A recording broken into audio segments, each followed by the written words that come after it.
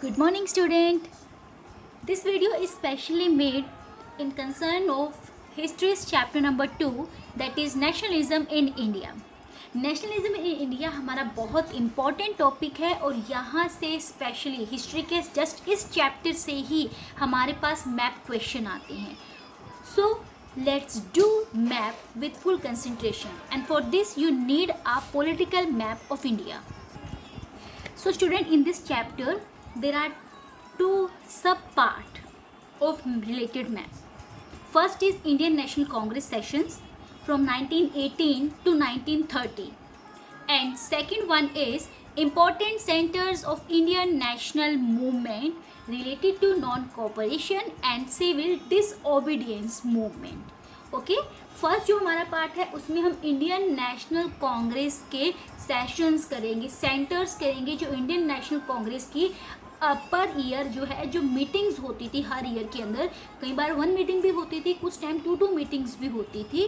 तो उन मीटिंग्स के सेंटर कौन कौन से थे, वो मीटिंग कहाँ कहाँ पे हेल्ड होती थी. तो हमें सारी नहीं करनी है क्योंकि इंडियन नेशनल कांग्रेस तो 1885 में बनी थी, तो तब से लेके हम 1947 तक की नहीं करेंगे. हमें जस्ट कितना करना है, 1918 से 1930 के बीच में हमारे सिलेबस में सिर्फ ये वाले टाइम पीरियड की हमें मीटिंग्स करनी है. उसके बाद सेकंड जो हमारा टॉपिक है इस चैप्टर का वो है important centres of Indian national movement.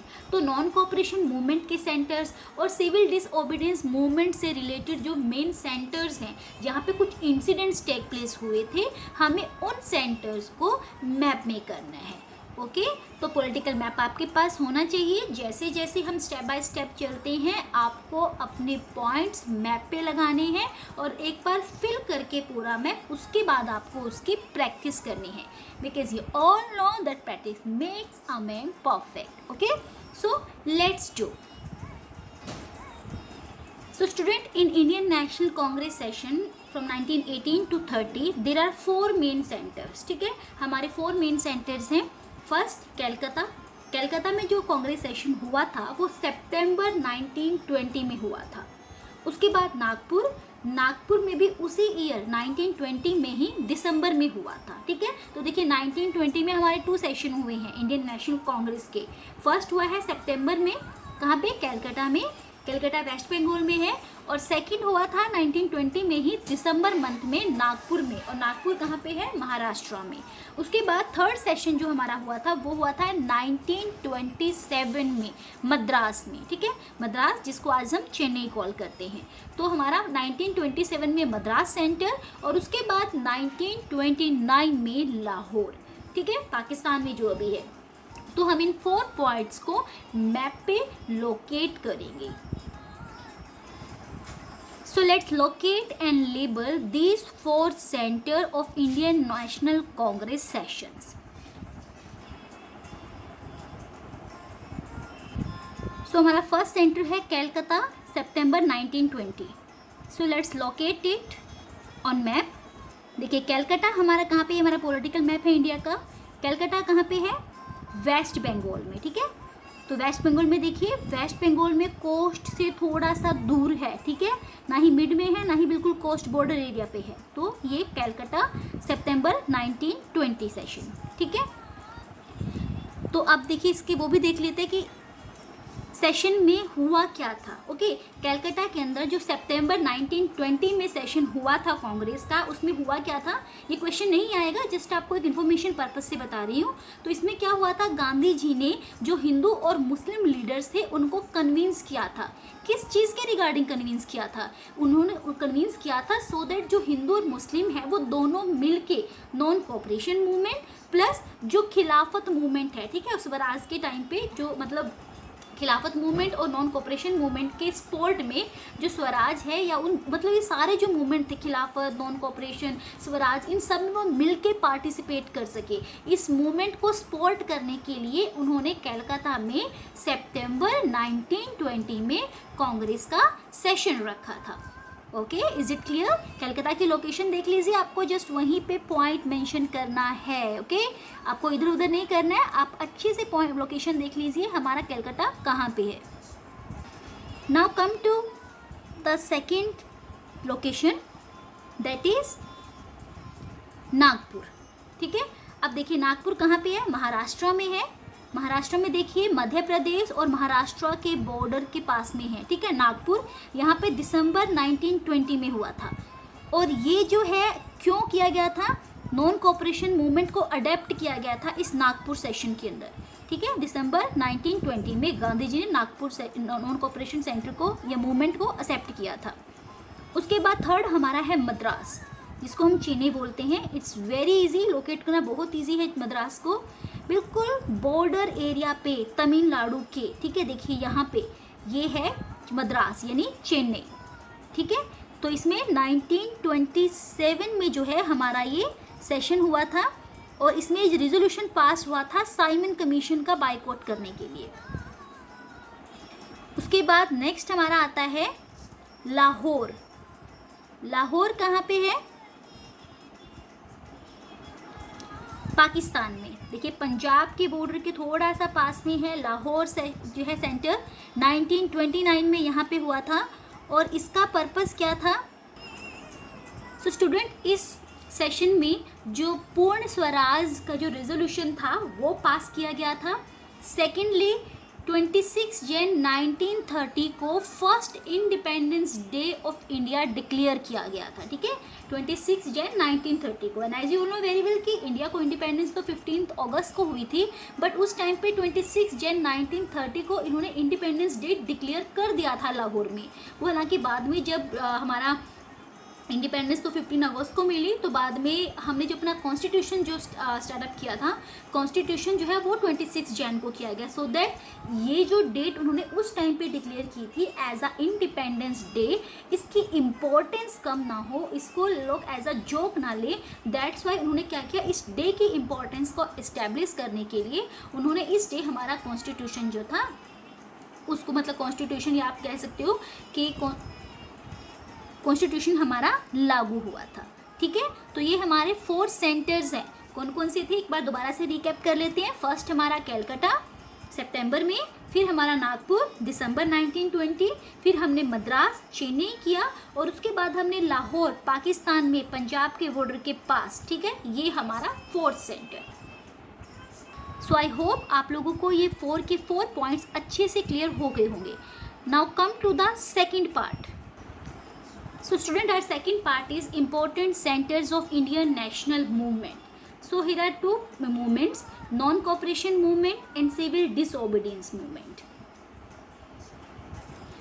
So student, here is the list of important centers of Indian national movement. Okay, first is Champaran, Bihar.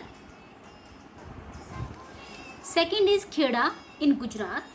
जो फर्स्ट चंपारण बिहार है वहाँ पे इंडिगो प्लांटर्स का मूवमेंट हुआ था, हम उनको मैप में भी डिस्कस करेंगे। ठीक है, first point Champaran Bihar. Second जो सेंटर है, सेकंड इम्पॉर्टेंट सेंटर है खेड़ा गुजरात में, जहाँ पे पीजेंट्स ने सत्याग्रह किया था। ओके, उसके बाद थर्ड अहमदाबाद गुजरात में, जहाँ पे कॉटन मिल वर्कर्स ने सत्याग्रह किया था। After that Amritsar Punjab, Jallianwala Bagh incident. Second last is Chauri Chaura in UP. तो ये सेंटर फेमस है calling of the non cooperation movement. यहाँ पे जो है नॉन कोऑपरेशन मूवमेंट को बीच में ही बंद कर दिया गया था। उसके बाद लास्ट हमारा है डांडी। डांडी गुजरात, वहाँ पे सिविल डिसओबीडियंस मूवमेंट हुआ था। ठीक है, तो ये डांडी जो है कोस्टल विलेज है, ये भी इम्पोर्टेंट है। So these are 6 main important centres of Indian national movement. So let's locate and label these main centers. So first is Champaran Bihar, movement of Indigo planters. तो चंपारण हमारा कहाँ पे है? बिहार के अंदर, नेपाल के बॉर्डर से थोड़ा सा साइड में बिहार के अंदर. ठीक है, तो इसकी लोकेशन देखिए यहाँ पे, ये है चंपारण बिहार. अब ये क्यों फेमस है, यहाँ पे क्या इंपॉर्टेंट इंसिडेंट हुआ था, तो चंपारण क्यों फेमस था या चंपारण जो है कैसे सेंटर बना? बिकॉज इन 1916 क्या हुआ था, यहाँ पर जो प्लांटेशन सिस्टम था उसके अगेंस्ट जो है यहाँ पे वर्कर्स ने रिवोल्ट स्टार्ट कर दिया था. तो जो गांधी जी थे वो चंपारण अंदर गए, बिहार के अंदर गए और उन्होंने पीजेंट्स को इंस्पायर किया, मीन्स उन्होंने इंस्पायर किया कि आपको जो है इस प्लांटेशन सिस्टम के अगेंस्ट, जो है इस ऑपरेसिव सिस्टम के अगेंस्ट आपको रिवोल्ट करना चाहिए। तो वो उनको सपोर्ट करते हैं और उनके फेवर में खड़े होते हैं। तो चंपारण बिहार, जहाँ पे प्लांटेशन जो प्लांटर्स थे या प्लांटेशन सिस्टम के अगेंस्ट जहाँ पे वर्कर्स ने रिवोल्ट किया था, तो इसलिए फेमस है। सेकेंड इज खेड़ा, गुजरात, ठीक है, जहाँ पे पीजेंट्स ने सत्याग्रह किया था। तो खेड़ा कहाँ पे है? खेड़ा जो हमारा है वो जस्ट इस क्रिक पॉइंट के बिल्कुल ऊपर है, गुजरात के क्रिक के बिल्कुल ऊपर Kheda. So student, you should know the reason कि खेड़ा में क्या हुआ था। तो यहाँ पे क्या था, क्रॉप फेलियर हो गई थी, क्रॉप फेल हो गई थी, और जो प्लेग एपिडेमिक था खेड़ा डिस्ट्रिक्ट के अंदर गुजरात में वो फैला हुआ था। तो यहाँ पर जो गुजरात के पीजेंट थे वो रिवेन्यू को पे करने में जो है फेल हो चुके थे, मीन्स वो रिवेन्यू पे करने की कंडीशन में नहीं थे। इसलिए उन्होंने जो रिवेन्यू कलेक्शन किया जाता था ब्रिटिशर्स के थ्रू, उन्होंने उस कलेक्शन को जो है मतलब एक तरह से उसको फ्री या रिलैक्स करने के लिए बोला कि हम जो है हमें फ्री कर दिया जाए, हम उस रिवेन्यू को पे करने, मतलब हमें रिलीज़ कर दिया जाए, हमें एक तरह से हमारा टैक्स माफ़ कर दिया जाए। तो गांधी जी ने क्या किया था, खेड़ा में आके यहाँ के पीजेंट्स के सपोर्ट में सत्याग्रह जो मूवमेंट था उसको ऑर्गेनाइज किया था, ठीक है। तो खेड़ा के अंदर पीजेंट्स ने सत्याग्रह किया था, ओके। और किसके अगेंस्ट किया था? रिवेन्यू के कलेक्शन के अगेंस्ट किया था। लोकेशन अच्छे से देख लीजिए, गुजरात के क्रिक पॉइंट के जस्ट ऊपर है Kheda. After that third is Ahmedabad, Gujarat. Ahmedabad Gujarat cotton mill workers का सत्याग्रह हुआ था। Let's locate the location. Ahmedabad Gujarat कहाँ पे? खेड़ा से थोड़ा सा ही डिस्टेंस पे है, थोड़ा सा डिस्टेंस पे, देखिए यहाँ पे, ठीक है, ये है अहमदाबाद। अब अहमदाबाद में क्या हुआ था, 1980 में महात्मा गांधी जो अहमदाबाद गए थे और यहाँ पे कॉटन मिल वर्कर्स जो थे उनके सपोर्ट में सत्याग्रह किया था। Next is Amritsar, Punjab, Jallianwala Bagh incident. आप सभी फैमिलियर हैं, यहाँ पे क्या हुआ था, ठीक है। Let's locate.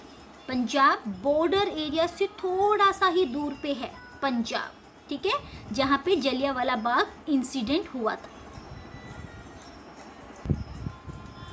तो 13 अप्रैल 1919 को जलियांवाला बाग इंसिडेंट हुआ था। एक बहुत बड़ा जो क्राउड था वो जलियांवाले बाग में गैदर हुआ था। कुछ लोग जो है यहाँ पे एक मतलब जो बैसाखी का जो है मेला लगता था उसको देखने के लिए भी आए थे।